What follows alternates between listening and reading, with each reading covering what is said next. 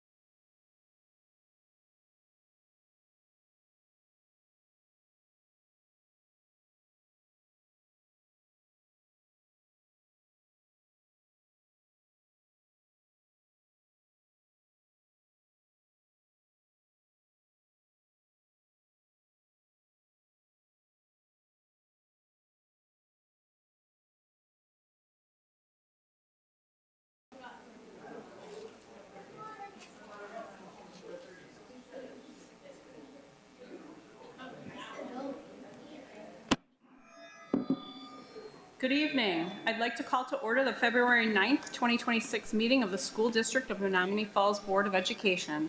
Please rise for the Pledge of Allegiance. I pledge allegiance to the flag of the United States of America and to the republic for which it stands, one nation, under God, indivisible, with liberty and justice for all.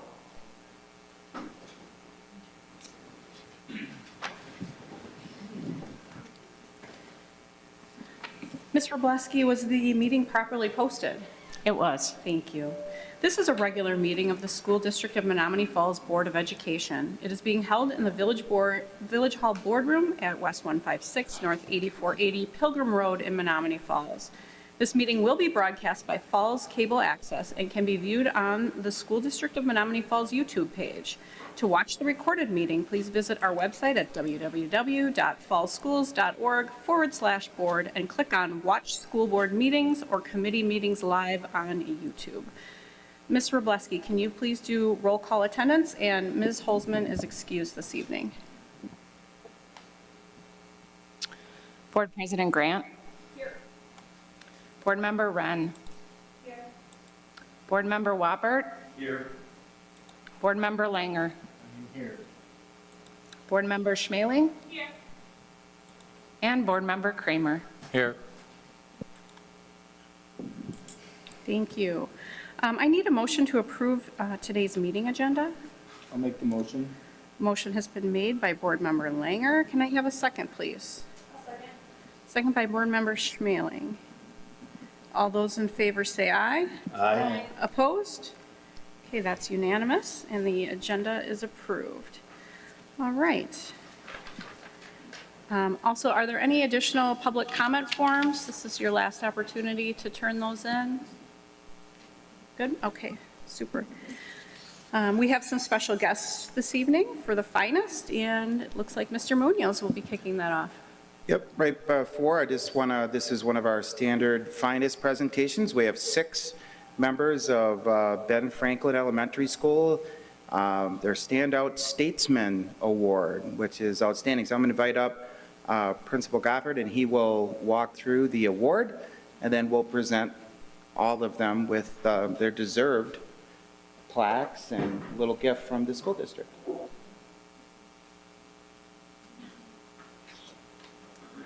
Thank you very much. I prepared a statement. Normally, I don't like preparing statements, but I thought tonight was very important because tonight we get to recognize the most important people in our district, our students. So the Falls Finest Award tonight is for the Standout Statesman. This honor is awarded to the students who consistently demonstrated our core values of being safe, being kind, and being a learner. The winners of this award are recognized for being kind to their classmates, leading by example, and consistently working hard to learn and grow. And this was not easy. We have an outstanding second grade class at Ben Franklin this year. We have higher levels of achievement and growth this year than in years previous, and we have a great group of kids. But these students were nominated by their teachers and by staff across the building because consistently, since they've been at Ben Franklin, there are kids who've demonstrated something that I think all of us should know a lot about. It's called integrity. That's not just doing the right thing when people are watching, but doing the right things when no one's watching.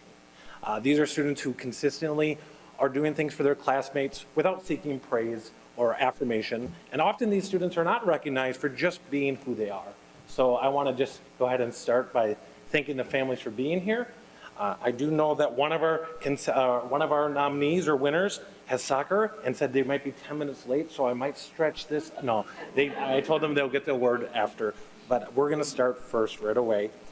In no particular order, Mrs. Eisenhower is here to help pass out. Oh. She is one of our second grade teachers.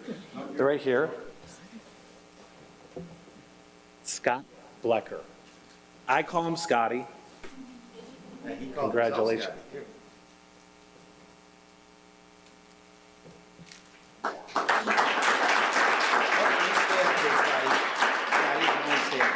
Scotty, why don't you stay up here, Scotty? You can bring your things back. It's okay. We're going to stand in a line and have all. We're going to get a good picture at the end. Yep, you can hide behind me if you want. Yep, you can stand right here. You're doing great. Next, Mackenzie Nataba.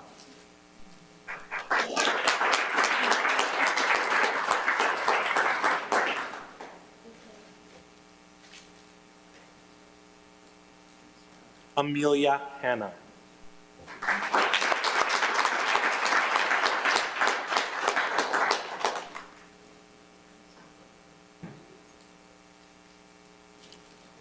Jalea Anderson.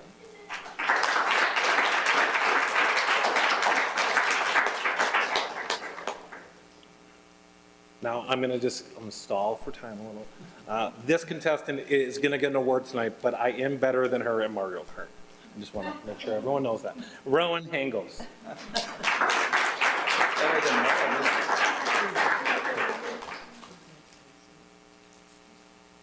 And Evan Lohr, who is not here right now, but I will make sure he gets this in a couple minutes. I think they're going to be coming in. So here are 5 out of the 6.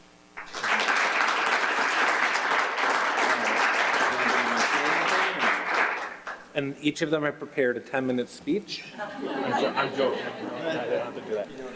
Thank you very much for this time. It's truly a pleasure to have you at our school. I talked to them a little bit beforehand, several, not all, but just wonderful, wonderful young students. So great job, moms and dads. All right? Why don't you start? There we go.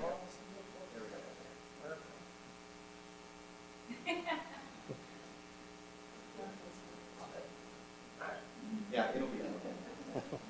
Or if somebody else, go ahead. Moms and dads, if you want to jump up there, go ahead. Go ahead. Moms and dads, go ahead. Sorry.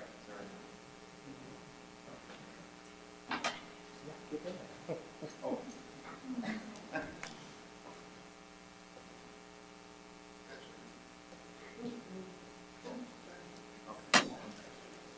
All right. Thank you very much. All right, thank you.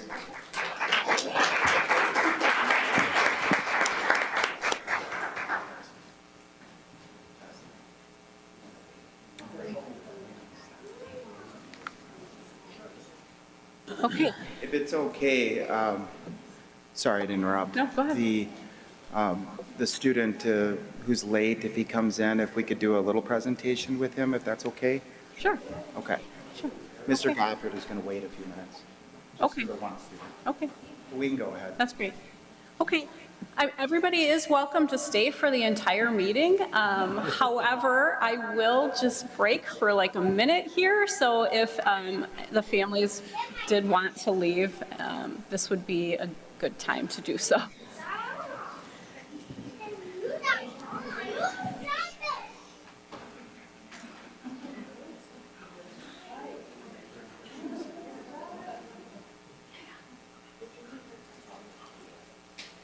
If you could, I assume that kid's going to come.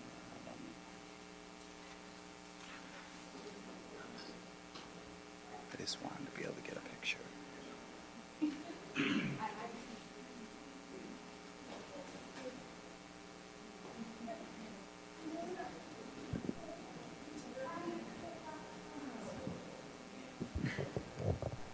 Okay.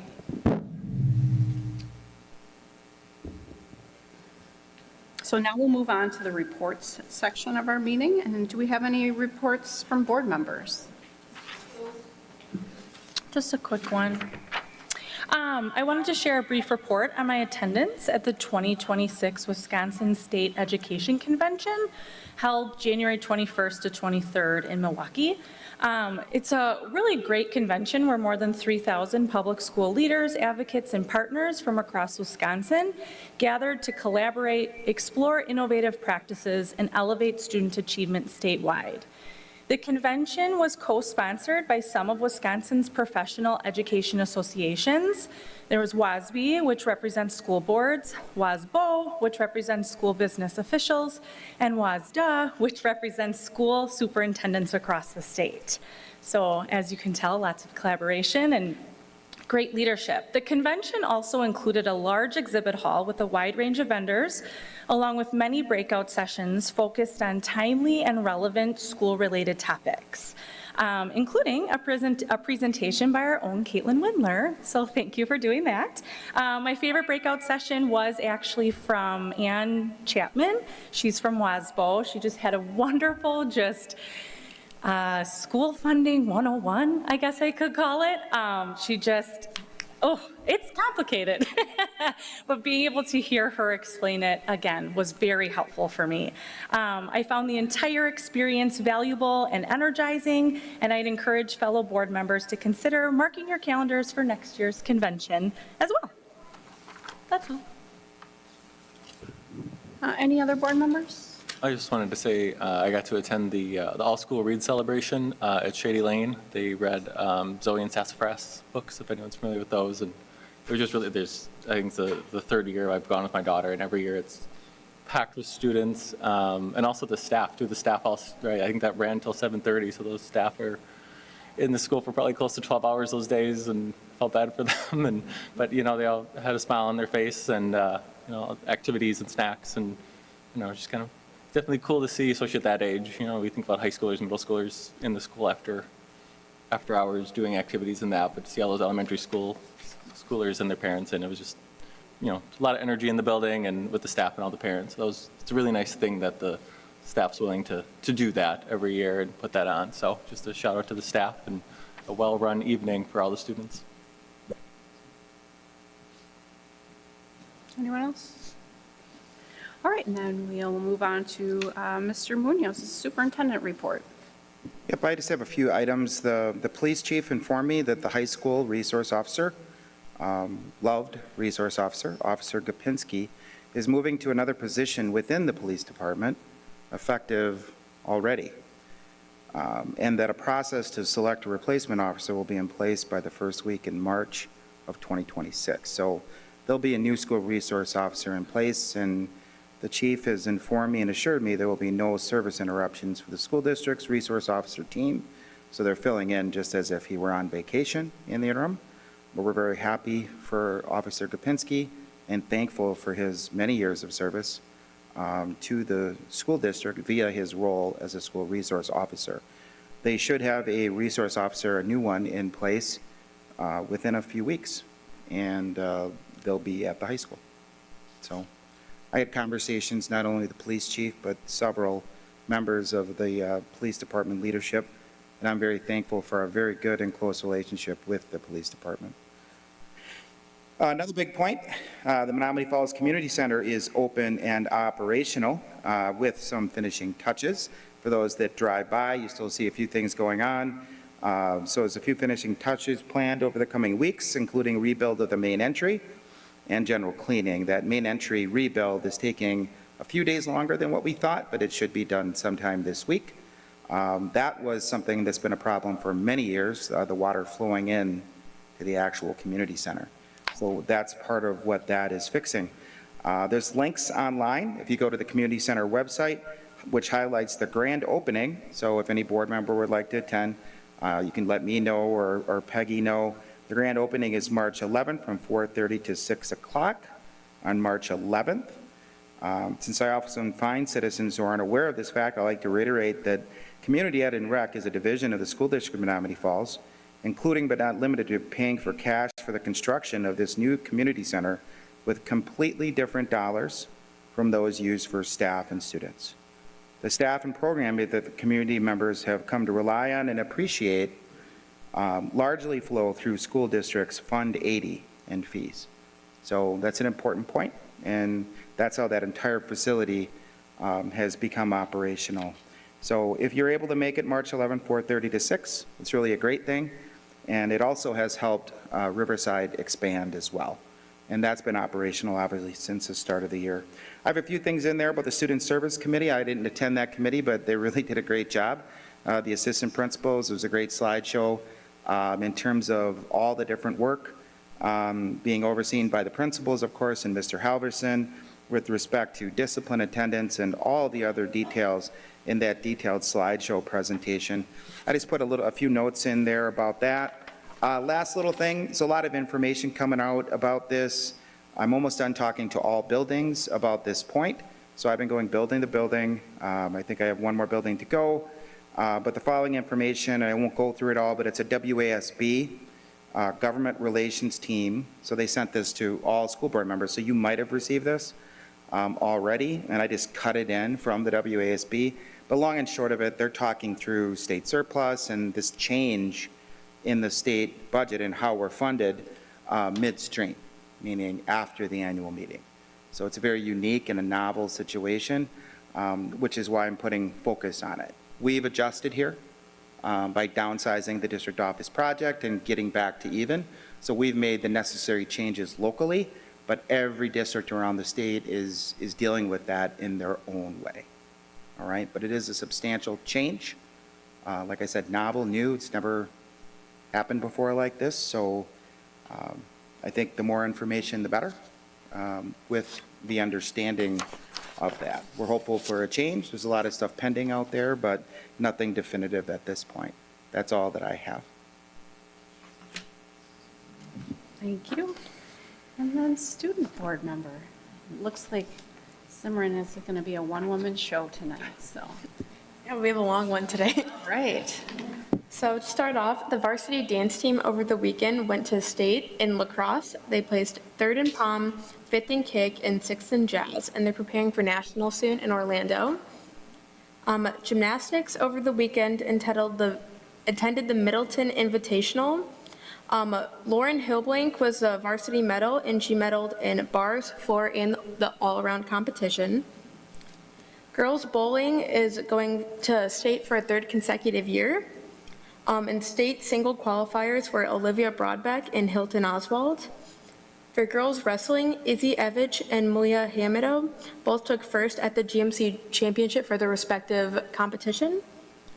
And for cheer, over the last week, we went to UCA Nationals in Orlando, Florida, and we became game day finalists and took 17th out of 60 teams. And we're preparing for state because we have state prelims this week.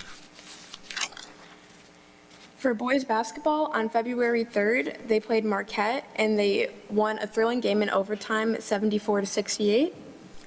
And for baseball, they're doing their 4th annual book club. So what happens is the Booster Club funds the books for them, and this year they're reading Legacy by James Kerr. And all the returning 10th to 12th graders from all the various teams, they all read it leading up to the seasons by meeting one time a week during a Phoenix time. For the FBLA, over the weekend on Saturday, they took first overall at the regional competition in Pewaukee and had many state qualifiers. And then sophomore Shivan Gupta was elected as Region 7 Vice President. For forensics, on Saturday, they had the slinger meet where Kai McLean, a junior, took second. Maddie Rowe, a senior, was a finalist, and Edward and Billy, a junior, was a finalist as well.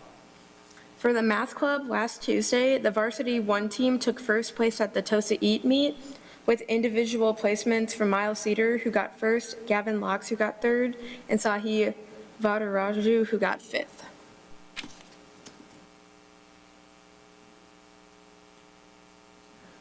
Thank you. And it looks like we have our Ben Franklin student that we'd still like to honor. All right. Come on in, everybody. Hello again.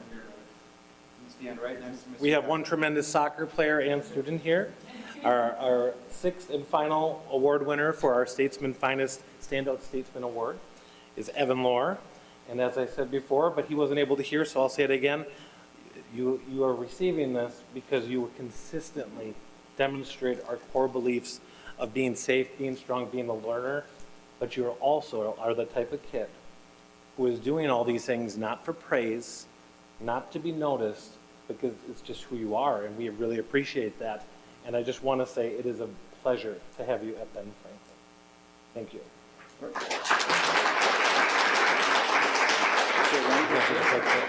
I'm going to surround you. If you want to come out, you can take a picture if you want. Yeah, go ahead. Go ahead. Oh, sorry. I didn't see that he went down. Okay. I have this to help me. Oh. All right, we're good. We can get pictures of here. Yeah, you go ahead. Thank you. You go ahead. Sure. It'll look cooler with the board in the background. You go back. There you go.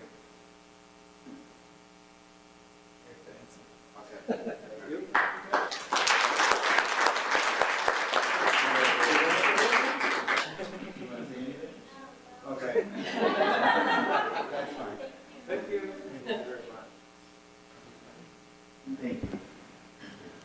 Thanks, everyone.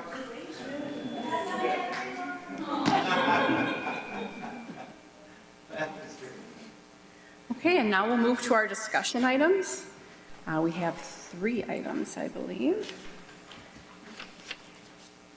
The first is to discuss the Neola Administrative Guideline 3000s. Yep, these came through committee. There was one that was pulled out, 3147, that's going back to policy. But aside from AG 3147, which was new anyway, we're taking that back to the policy meeting I thought it was 47, it could be 49. 79, 30, okay, 3179. So we're going back to policy with one, but the others are as we talked about in committee. So questions? Leah's here.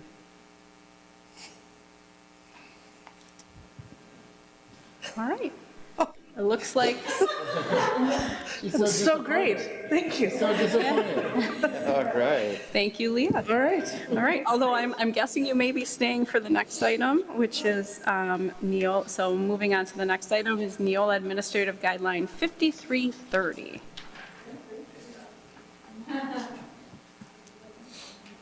I had one question on this one. Okay. Do you ever run into like, I guess, particularly like at the high school, do you ever run into like selective enforcement if like someone has a bottle of Tylenol or ibuprofen in their backpack or a purse? Yes. And like, I guess, is the language here essentially copied over to the student handbook, or how, I guess, how? I think how does that we'll call it Mr. Halverson with 5330, the nurses, yeah. Yeah, and just because Administration and like medications. obviously, So Mr. Halverson's been working directly with the nurses on the back and forth, and this was taken back to policy because of some reworks. Yeah. So we are going to be looking at having, as part of the enrollment process, where we specify which in particular that they can sign off on. And it's really going to be ibuprofen, that's right, ibuprofen, yeah, think about this, ibuprofen, Tylenol, and like Tums, antacid. Okay. Are going to be the 3 specific ones that we're going to allow for non-prescription drugs to be, parents can sign off at the beginning of the year during the enrollment process. and then for the student to then go to the nurse, or they could have it on their person? They need to go to the nurse's office Okay. still. Yeah, well, that was one of the things, and we've run into that. I mean, even as principals, one of the things that always happens is kids will bring in a bottle of ibuprofen or Tylenol Sure. and not realize that they shouldn't, because again, it is really something that can run into issues if you don't take it as prescribed, so, or as directed, I guess, in the case of non-prescription. But that is something that they do have to take in the nurse's office, and the nurses will then document it, just like they do for prescriptions. Yeah, and then when you're, Mr. Halverson and I have both been principals for a lot of years. One of the concerns is there are some people, if you're carrying around a bottle of ibuprofen, to me, I react very well to it. There's some people that don't react to it well at all. That's the reasoning, not because there's any issue with ibuprofen. Is that what you're asking? I was just wondering if you ran into like, just because of the, I guess the penalties, I guess, or the disciplinary, if you went Yeah. into like selective enforcement of like, well, it's, it's fine, for this one time, and, That's usually what we do. It's really at the discretion when you're coming into it. I mean, if there was an issue, I'm just thinking, for example, like Advil liquid caps, where they're going to be mixed with some sort of sinus medication, Yeah. or something like the NyQuil gel caps was one I've run into before. But, no, it sounds like you guys have a plan to make Yeah. it easy on students Yeah, to do for the sure. right thing. Yep, Which is really what I was absolutely. getting at, is more Yeah. consistency in Yeah. enforcement and school handbook. And, Yep. how, if they want the Tylenol Yeah. and ibuprofen for whatever ailment, Right. that they have an easy, or some kind of vetted way to go about that. Yep. So that's perfect. Sure.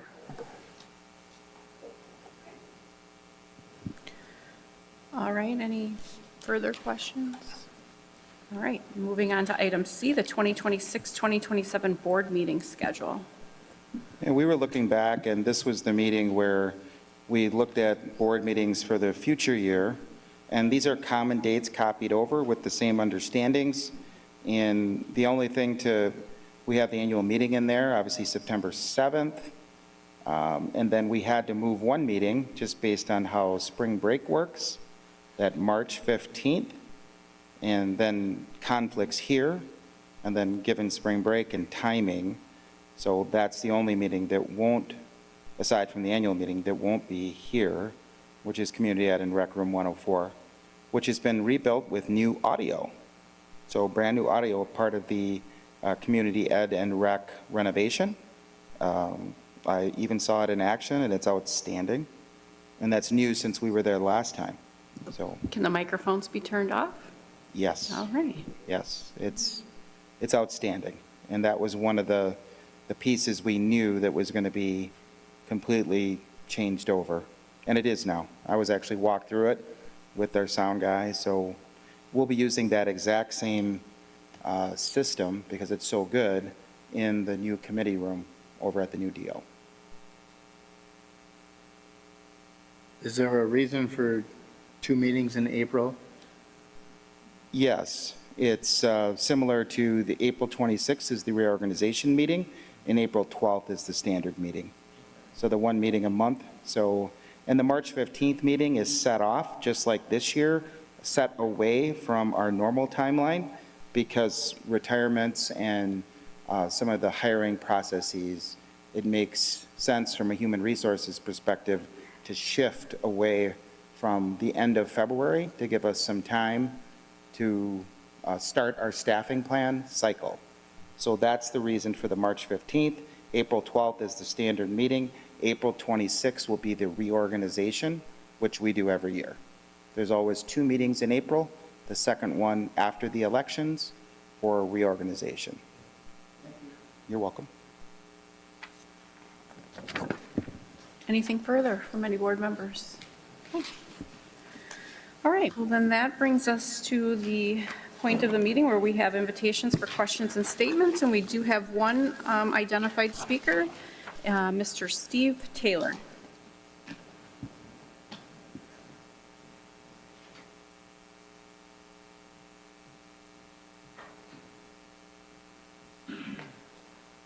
Good evening.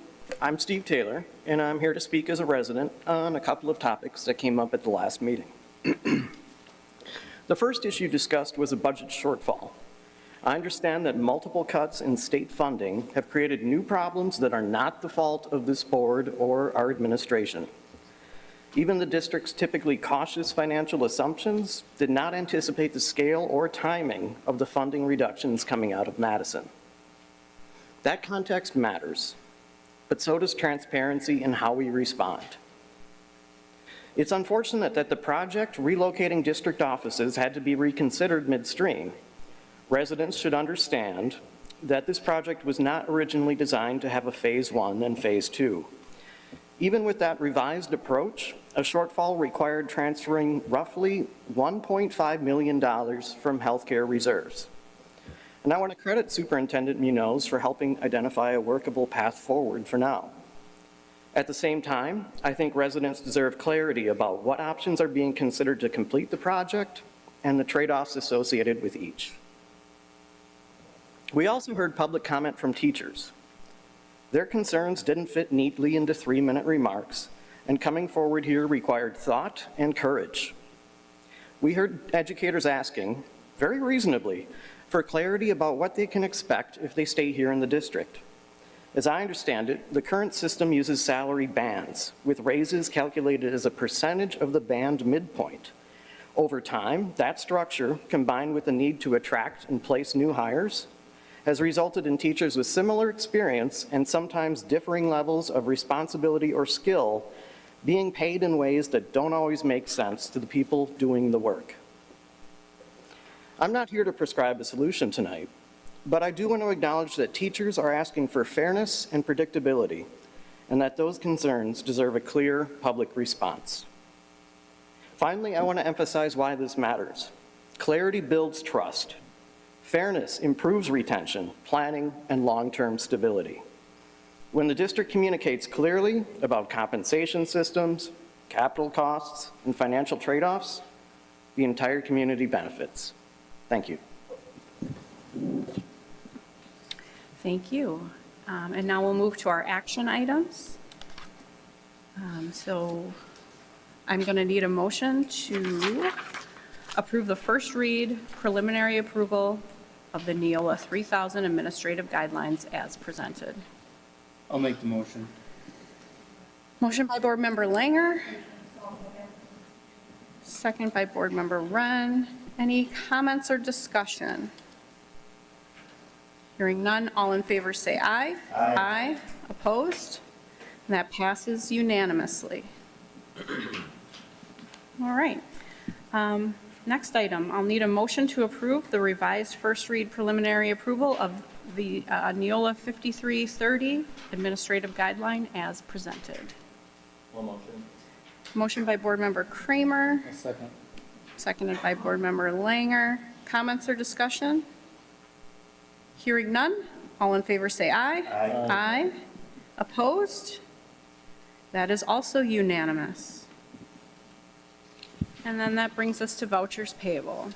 All right. I'd like to make a motion to approve vouchers payable through February 5th, 2026, in the amount of $2,735,804.82. Can I get a second, please? I'll second. All right, seconded by Board Member Langer. Any comments or discussion? All in favor say aye. Aye. Opposed? And that also passes unanimously.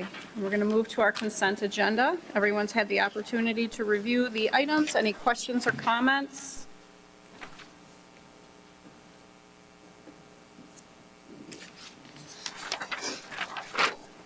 I'll need a motion to approve the consent agenda, please.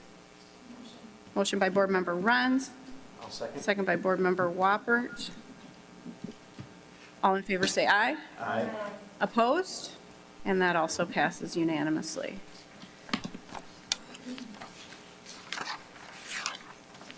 Future board agenda items, does anyone have anything they'd like to bring forth? Riverside. Yeah, it's Riverside and then Shady Lane. Yep. Okay. And then that brings us to the end of our agenda. Can I get a motion to adjourn? Motion by Board Member Wren. Second by Board Member Kramer. All in favor say aye. Aye. Opposed?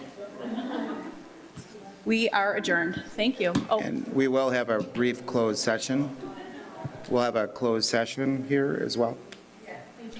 thank you.